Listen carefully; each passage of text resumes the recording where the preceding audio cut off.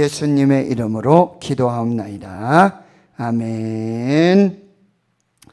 예, 오늘 말씀은요, 여러분 로마서를 이렇게 살펴보시면 16장까지 기록이 되어 있는데 1장에서부터 11장까지는 교리적인, 특별히 믿음으로 구원받는 그 교리를 설명해 주고 12장에서부터 16장까지는 이제 그 구원받은, 믿음으로 구원받은 하나님의 백성들이 어떻게 살아야 되는가, 그리스도인은 어떻게 살아야 되는가. 그래서 1절에는 너희 몸을 거룩한 산제물로 드리는 영적 예배자가 되라.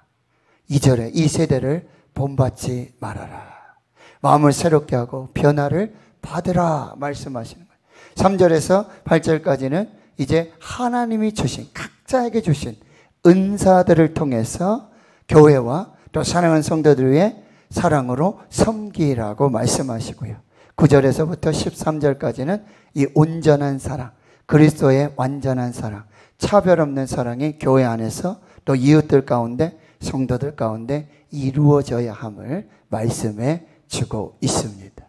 그리고 이제 오늘 14절에서부터 21절까지 좀 더 그리스도인의 삶이 어떠해야 되는지, 자, 첫 번째 주시는 메시지 14절을 같이 한번 읽어보겠습니다. 시작. 너희를 박해하는 자들을 축복하라. 축복하고 저주하지 말라. 여러분, 자, 우리가 사는 세상은 완전하지 않아요. 그래서 악인도 있고 의인도 있고요. 특별히 우리를 대적하고 박해하는, 소위 말하는 원수들이 있어요. 그리할 때 여러분, 까닭 없이, 혹은 뭐 까닭이 있을 수도 있지만 이게 핍박을 받고 환난을 당하고 고통을 당하게 될 때 그 사람들을 우리가 대하는 태도는 보통 어떻습니까? 상대방이 저주하면, 한 번 저주하면 저는 2번 저주하고, 상대방이 뭐 한 번 사기치면 나는 2번 사기치고, 막 속이고 속고 미워하고 다투고 전쟁하고 그러는 것이 어떤 세상의 삶의 원리죠. 그런데 이 삶의 원리를 사는 것은 그리스도의 삶이 아니에요. 그런데 구원받은 그리스도인의 삶은 또 다른 삶을 하나님이 요구하시는데, 성경 말씀에서 요구하시는데, 오늘 첫 번째 말씀하시는 게 너희를 박해하는 자들이 있다면 그 박해하는 자를, 그 원수들을 축복해라. 세상 사람들처럼, 믿지 않는 사람들처럼 저주하지 말고 그들을 축복해라. 굉장히 어려운 삶이에요. 목사인 저도 굉장히 어렵습니다. 누가 까닭 없이 저에 대해서 없는 이야기를 하고 모함을 하고요, 시기하고 질투하고 핍박하고 못되게 걸면 저 자신도요, 막 소리가 톤이 올라가고요, 얼굴색이 변하고요. 그런 것을 우리가 종종 느끼게 되고, 그런 삶이 우리의 삶이라는 거예요. 그런데 그리스도인의 삶은, 구원받은 그리스도의 삶은 그렇게 살면 안 된다는 거예요. 그 박해하는 자들을 축복하고 저주하지 말아라 라고 말씀하고 있다라고 하는 거예요. 여러분, 그 삶을 여러분 17절에는 이렇게 말하고 있어요. 아무에게도 악을 악으로 갚지 말고, 악을 악으로 갚지 말고 모든 사람 앞에서 선한 일을 도모하라. 그리고 18절을 또 같이 읽어볼게요. 시작. 할 수 있거든 너희로서는 모든 사람과 더불어 화목하라. 이게 잘 됩니까? 모든 사람과 더불어 화목하기가 그렇게 쉽지 않다라는 사실이에요. 그리고 여러분 19절에는요, 정말 기가 막힌 말씀을 지금 하고 계세요. 19절을 한번 같이 읽어봅니다. 시작. 내 사랑하는 자들아, 너희가 친히 원수를 갚지 말고 하나님의 진노하심에 맡기라. 기록되었으되 원수 갚는 것이 내게 있으니 내가 갚으리라고 주께서 말씀하시니라. 원수가 있으면 원수 갚지 말고 하나님이 갚으실 테니까, 하나님이 갚으시도록, 하나님 갚으실 때까지 그냥 가만히 있으라는 얘기죠. 그런데 당장에 화가 나는데요, 당장 피해를 입는데요, 당장 이거를 정말 하나님의 은혜로 받기가 어렵거든요. 근데 하나님은 오늘 분명히 말씀을 하고 계세요. 내 사랑하는 자들아, 너희가 친히 원수를 갚지 말아라. 친히 원수 갚지 말아라. 이런 삶을 살았던 사람이 다윗이지요. 사울을 죽이고자 할 아주 찬스가 2번씩이나 있었는데, 근데 원수를 갚지 않았어요. 왜요? 하나님이 갚으시도록, 하나님의 뜻이 이루어지도록, 하나님께 영광이 되도록. 여러분, 원수를 갚을 아주 좋은 찬스가 왔는데, 이거 내가 받은 수욕과 모욕과 이 비참함들을 아주 한 방에 되갚아 줄 수 있는 아주 기가 막힌 기회가 왔는데, 원수 갚는 거 네가 하지 말아라. 친히 갚지 말아라. 내가 갚을 것이다. 이 말씀을 기억하고 하나님 앞에서 그걸 분별하기가 쉽지 않다라는 거죠. 그런데 그 찰나의 순간 다윗은 이 말씀을 기억했고 분별하여서 악을 악으로 갚는 그 선봉장에 서지 않았다는 사실이죠. 참 어려운 일인데요. 그리고 20절에는 이제 이렇게 말씀하세요. 내 원수가 줄이거든 먹이고 목마르거든 마시게 하라. 자, 원수가 줄이게 되었어요. 참 꽃이다. 좀 너도 고생 좀 한번 해봐라. 너도 좀 한번 줄여봐라. 그게 우리 인지상정이지 않습니까? 너 참 잘됐다고 다리 손가락 부러질 줄 알았어. 다리 부러질 줄 알았어. 그 참 고소하다. 이게 우리 인지상정이에요. 그런데 오늘 성경은요, 하나님은요, 원수가 줄였어요. 그럼 주라는 거예요. 이대호 주사. 원수가 줄이면 주고, 목 마르거든 마시게 하고, 먼저 살리라는 거죠. 먼저 살리라고 지금 말씀해 주고 있다는 21절. 자, 결론입니다. 시작. 악에게 지지 말고 선으로 악을 이기라. 여러분, 사랑의 원자탄 손양원 목사님, 그렇죠? 자기 아들을 죽인 그 아들을 양아들로 삼아서 목사가 되기까지 사랑의 원자탄. 누군가 나에게 미움의 화살을 쏜다면, 누군가 나에게 미움의 화살을 쏜다면 나는 사랑의 원자탄 대포를 날리겠습니다 라고 말씀하신 분이 바로 손양원 목사님이라는 거죠. 여러분, 이 삶은 그렇게 쉽지 않아요. 마태복음 5장 44절에 예수님은 산상수훈에서 나는 너에게 이르노니 너희 원수를 사랑하며 너희를 박해하는 자를 위해 기도하라. 그리고 예수님은 실제로 십자가에 못 박혀 죽으시면서, 그리고 그 조롱과 침뱉음과 멸시를 받으시면서도 그 십자가 위에서 누가복음 23장 34절에 아버지 저들을 사하여 주옵소서 자기들이 하는 것을 알지 못함이니이다. 시편 109편 4절을 여러분 기억하세요. 시편 109편 4절. 나는 사랑하나 그들은 도리어 나를 대적하니 나는 기도할 뿐이라. 시편 109편 4절. 나는 사랑하나 그들은 도리어 나를 대적하니 나는 기도할 뿐이라. 이것이 우리에게 요구하시고 명령하시는 하나님의 말씀이에요. 마태복음 18장에 보면 교회 안에 형제들 간에 여러분 미움이 생기고 다툼이 생기고 원수지간이 될 때 그런 죄를 범하고 실족시키는 역사들이 나타나면 이렇게 하라고 말씀하고 있어요. 마태복음 18장 15절 이하에 내 형제가 죄를 범하거든 가서 찾아가라는 거죠. 원수를 찾아가라는 거예요. 가서 너와 그 사랑과만 상대하여 권고해라. 당사자들끼리 만나라는 거예요. 그리하고 만일 들으면 내가 형제를 얻을 것이요 형제를 살리게 될 것이라는 거죠. 원수를 뭐라고요? 먼저 찾아가라. 그리고 당사자들끼리 얘기를 해라.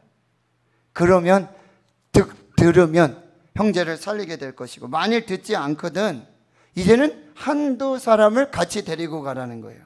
두세 증인의 입으로 말마다 확증하게 하라. 증인을 데려가서 시시비비를 가리고 참과 거짓을 가리라고 하는 거죠.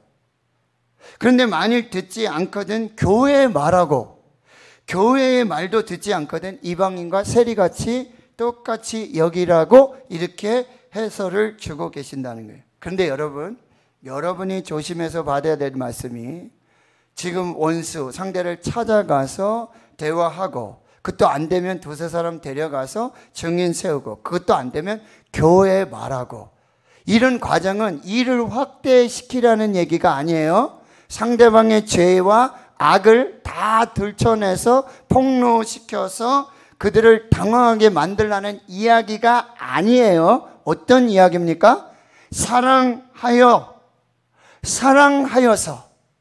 사랑하여서 형제를 얻기 위해, 그 영혼을 살리기 위해서 그렇게 해야 한다라는 말씀이에요. 에이, 목사님, 가서 이 사람 저 사람 다 데려가고 교회 다 얘기하면 이 2번 죽이는 거 아니에요? 3번 죽이는 거 아닙니까?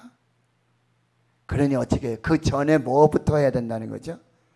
기도부터 하라는 거예요. 박해자를 축복하고 저주하지 말고 기도부터 하고, 기도하여 그 영혼이 하나님께 돌아오고 하나님께 세워진다면 은혜고, 그렇지 않을 경우에는 계속해서 사랑함으로 그 영혼을 살리고자, 교회를 세우고자, 실족한 형제를 다시 구원하고 살리고자 사랑함으로 그렇게 하라고 말씀하라는 것입니다. 자, 첫 번째, 여러분, 박해자를 축복하고 저주하지 말고 축복해라, 기도해라. 이 말씀은 여러분 무슨 얘기냐면, 여러분 꼭 기억하세요. 여러분, 저와 여러분이 예수 그리스도를 믿고 구원받았습니다. 아멘이십니까? 그리스도인이십니까? 아멘이십니까? 천국 백성이십니까? 아멘이십니까? 그렇다면 구원받은 천국 백성 그리스도인이라면 세상 사람들과 다른 삶을 살아야 되는데, 너희들을 박해하는 자들, 원수들을 위해 축복하고 기도하고 그들을 끝까지 사랑하여 살리는 그 일에 부름을 받았다라는 사실이에요. 여러분, 우리가 그리스도인이 되고 예수 이름으로 구원받고 천국 백성이 됐다? 이것 목적으로 우리를 불러주시고 우리를 구원하여 주신 것이 아니에요. 이거 하나만으로 예수님이 십자가에서 죽으신 이유가 아니라, 예수님께서 그렇게 십자가 위에서 그 원수들을 축복하고 기도하셨던 것처럼, 너희도 이제 작은 예수가 되어 작은 그리스도인으로서 너희들을 핍박하는 원수들, 박해자들, 그들 위해서도 너희들이 축복하고 기도하고 그들을 살리도록 너희를 불렀다라는 것을 기억하라는 거예요. 그냥 구원받고 원수들은 지옥 가고 나는 천국 가고 할렐루야, 이게 끝이 아니라는 거예요. 너희는 원수들을 축복하고 원수들을 위해 기도하고 원수들을 사랑하도록 부름 받았다. 이걸 여러분 꼭 기억하시고. 그럼 두 번째 주시는 말씀 뭐냐? 자, 15절을 같이 읽어볼게요. 시작. 즐거워하는 자들과 함께 즐거워하고 우는 자들과 함께 울라. 그래서 첫 번째는 즐거워하는 자들과 함께 즐거워하라. 즐거워하는 자들과 함께 즐거워하는 거, 여러분, 슬픔은 나누면은 반이 되고 기쁨은 나누면은 배가 된다 그러죠? 자, 즐거워하는 자들과 즐거워하는 것, 죄송합니다, 이대호 집사님, 쉽습니까? 어렵습니까? 쉬워요? 대단하십니다. 그러면 이렇게 한번 제가 예를 들어볼게요. 내가 두 사람과 아주 경쟁 관계에 있어요. 내가 이겨야지만 되고 내가 지면 나는 탈락이고, 여러분 월드컵이라든지 올림픽 경기에 결승전을 하게 되면 꼭 두 사람이 붙잖아요. 그죠? 두 사람 마음에는 꼭 금메달을 따야겠다는 마음이 아마 각각에 다 있지요. 맞죠? 그런데 저 사람이 나를 이겼어요. 그럼 나는 금메달이 아니라 뭐가 되죠? 은메달이고, 이 기회가 마지막 기회예요. 내가 어쩌면 금메달을 탈 수 있는, 내가 결승전에 올라갈 수 있는 어쩌면 마지막 기회. 그리고 이제까지 모든 실패를 내가 보상받을 수 있는 그 마지막 기회예요. 저 사람만 이기면. 그런데 졌어요. 근데 많은 올림픽 2인자들이 1인자의 손을 들어주고 함께 기뻐하고 함께 축하해주는 참 멋진 모습을 볼 수 있게 되어지죠. 그게 진짜 스포츠맨 정신이라는 것을 우리가 좀 깨닫게 되어지는데요. 여러분, 가령 이렇게 한번 생각해 보세요. 다른 사람의 성공, 어쩌면 다른 사람의 꽃길, 다른 사람이 정말 뭐 승승장구해요. 계속해서. 근데 나는 반대로 계속해서, 근데 그 사람의 승진을 축하해 줘야 되고, 그 사람의 합격을 또 꽃다발 줘야 되고, 이렇게 해줘야 돼요.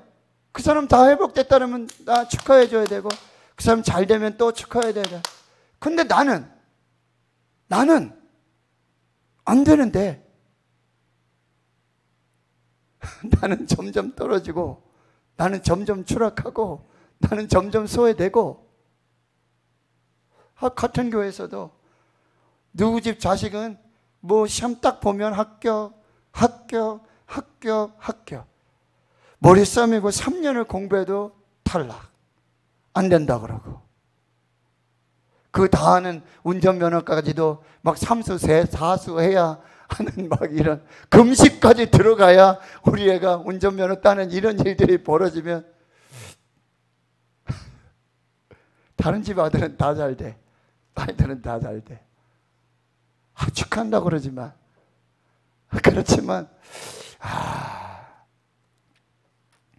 제 얘기는 지금 그 얘기를 하고 있는 거예요. 여기 즐거워하는 자들과 함께 즐거워하라. 그런데 여러분, 즐거워해야 되는데, 기뻐하고 축하하고 응원하고 격려해 줘야 되는데, 근데 나는, 우리 집은, 내 자녀들은 이럴 때 정말 함께 즐거워할 수 있겠느냐. 어쩌면 여러분 인정하고 싶지 않고요. 그 사람이 누가 자녀가 합격해서 밥 낸다 그러면 그 주는 한 주 빠지고 싶고, 같은 전도회인데 예? 얼굴 안 보고 싶고, 그냥 한 통 축하 전화하고 문자 보냈으면 톡 보냈으면 되고 끝나고, 굳이 뭐 또 모여서 밥 산다 그럴 때 나가고 싶지 않고. 여러분, 이게 제가 꾸며낸 얘기인가요? 혹시 여러분들도 한번 좀 경험해보고 느껴봤을 직한 이야기인가요? 어떠신가요? 즐거워하는 자들과 함께 즐거워하라.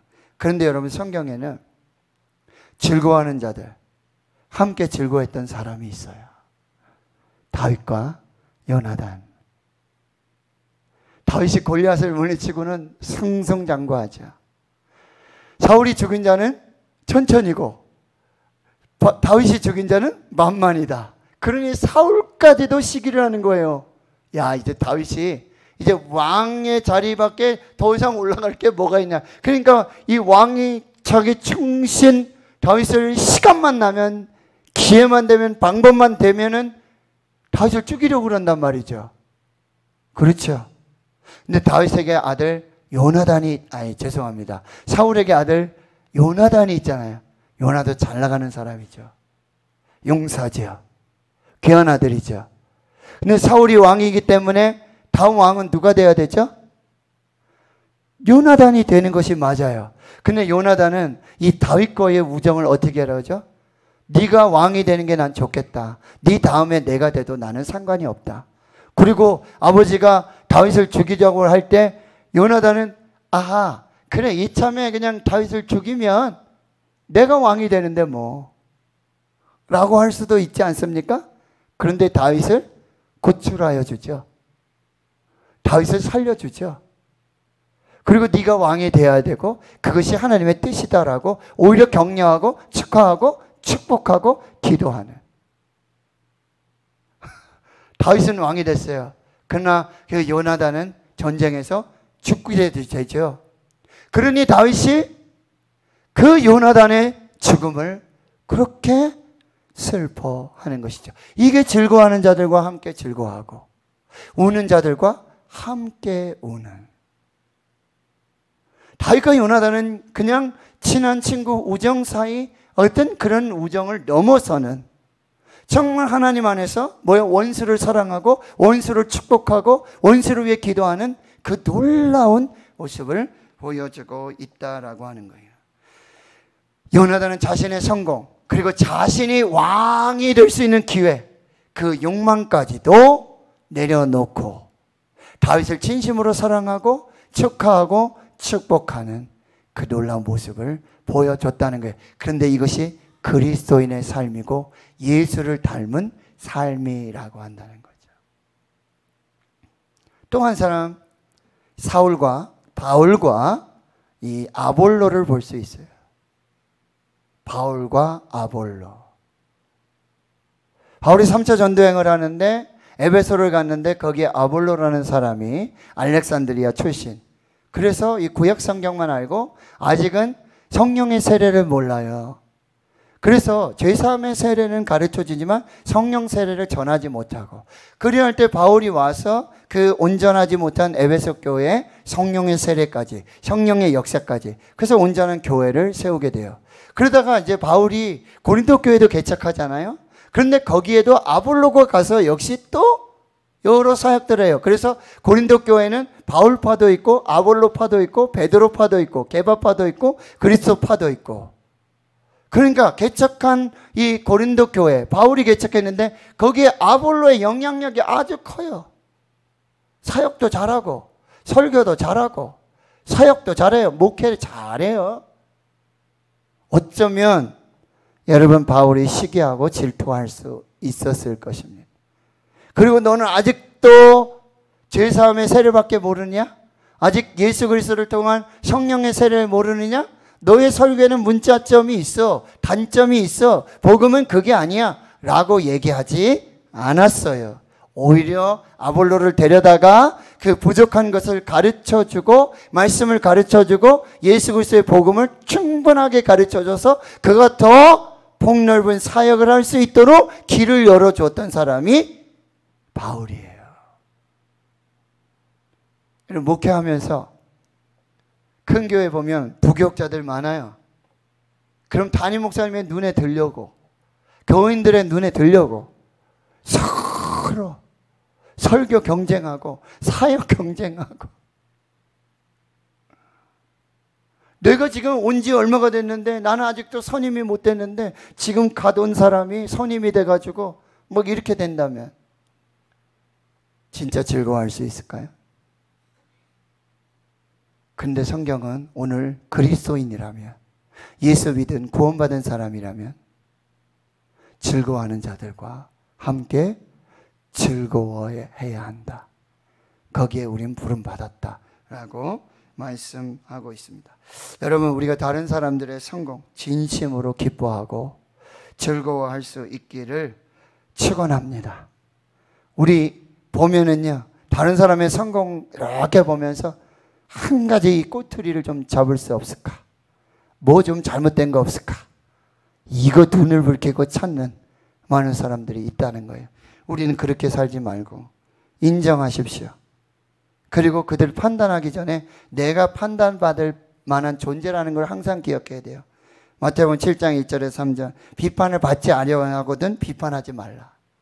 너희가 비판하는 그 비판으로 너희가 비판받을 것이고 너희가 헤아리는 그 헤아림으로 너희가 헤아림을 도로 받을 것이다. 내 눈에 들보는 보지 못하고 남의 눈에 티를 보고 이야기하지 말라 라고 우리에게 말씀하고 있고요. 마태복음 7장 12절에 무엇이든지 남에게 대접을 받고자 하는 대로 너희도 남을 대접하라 라고 말씀하고 있다라고 하는 거예요.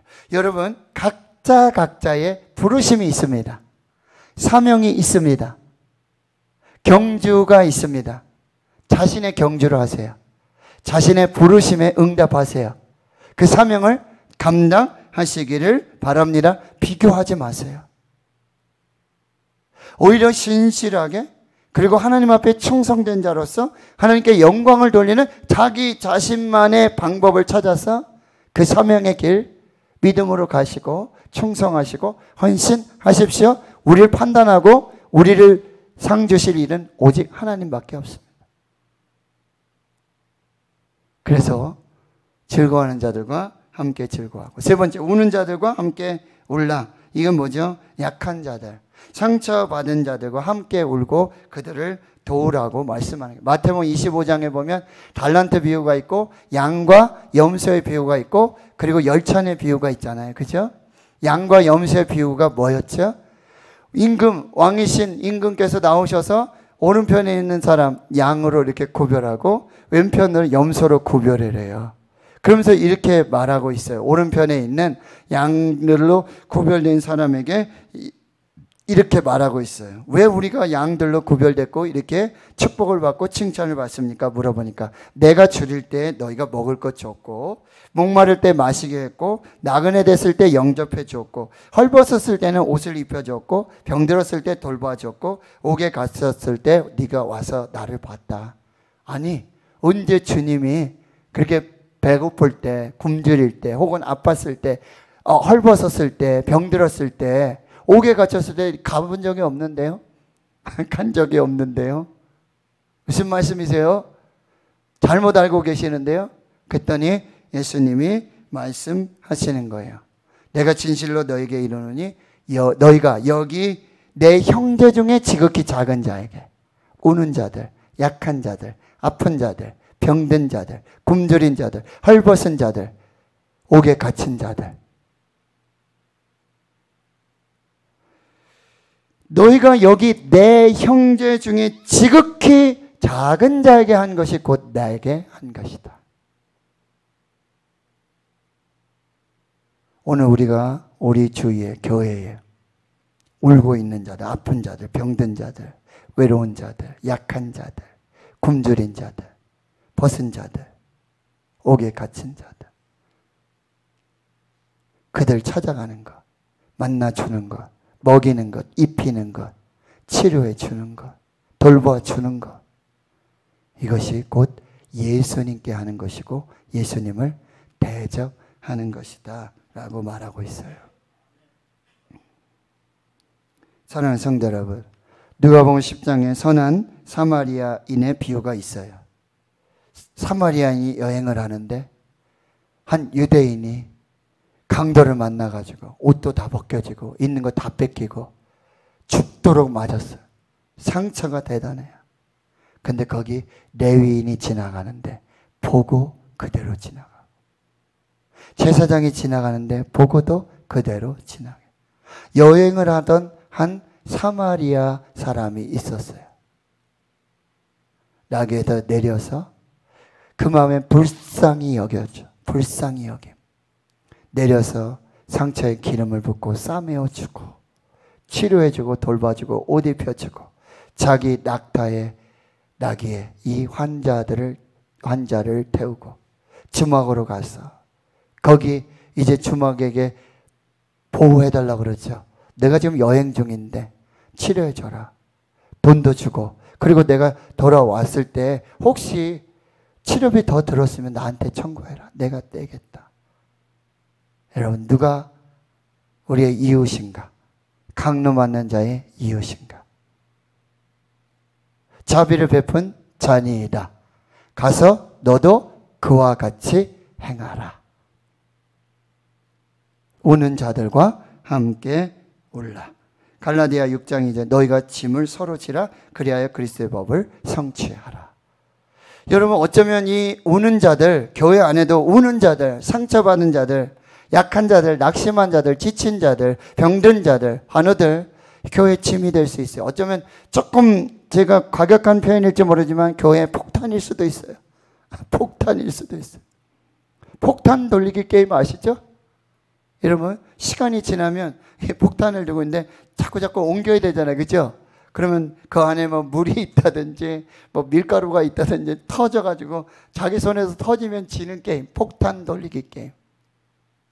근데 제가 누구랑 얘기하면서 나 그런 폭탄은 나 안 들고 싶은데, 폭탄 다른 사람한테 주고, 그런 폭탄은 다른 교회에 줘야 되는데, 다른 사람한테 맡겨야 되는데, 제가 그런 얘기를 했더니 사람이 그런 얘기 하더라고요.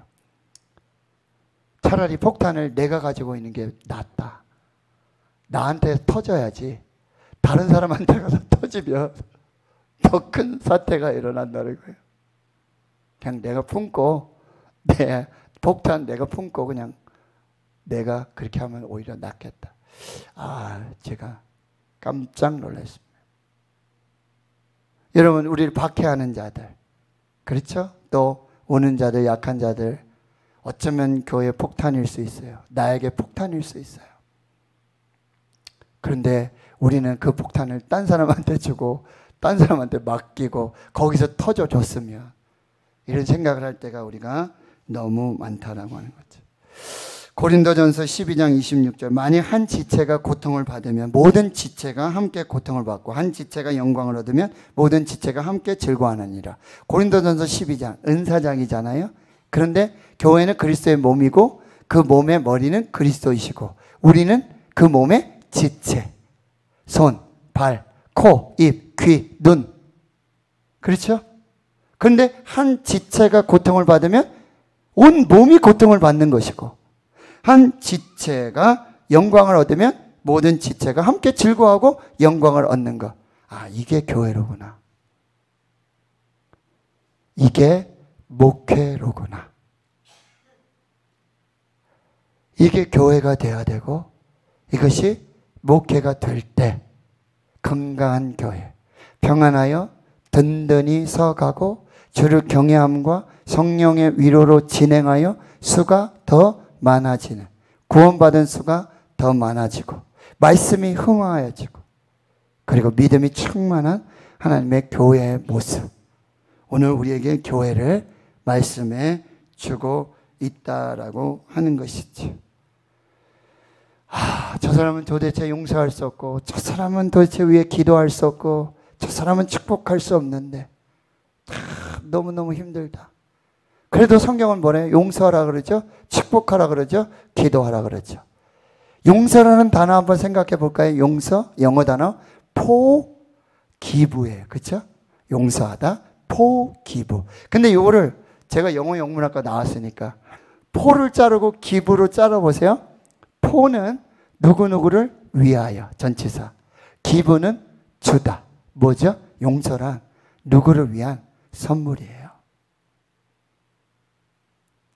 용서하는 것은 그 사람을 위한 선물을 주는 것이고, 궁극적으로, 결과적으로 나를 위한 선물이에요.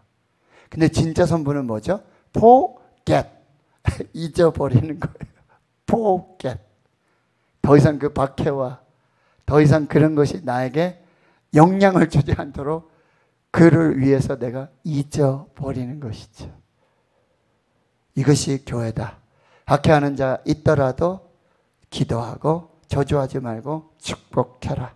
즐거워하는 자들, 나는 정말 기뻐할 수 없는데, 나는 시기가 나고 질투가 나지만, 그러나 그를 위해 함께 즐거워하고 기뻐할 수 있는 요나단처럼, 바울처럼.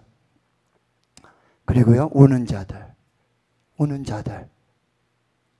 잘 살펴서 작은 예수로 우리 교회를 세우고 살리는 그 역사에 저와 여러분이 아름답게 쓰임받을 수 있도록, 그래서 교회가 세워지고, 그래서 목회가 되어지고, 그래서 하나님의 나라가 이루어지는 우리 대우시는 교회 될 수 있기를 주의 이름으로 축원합니다.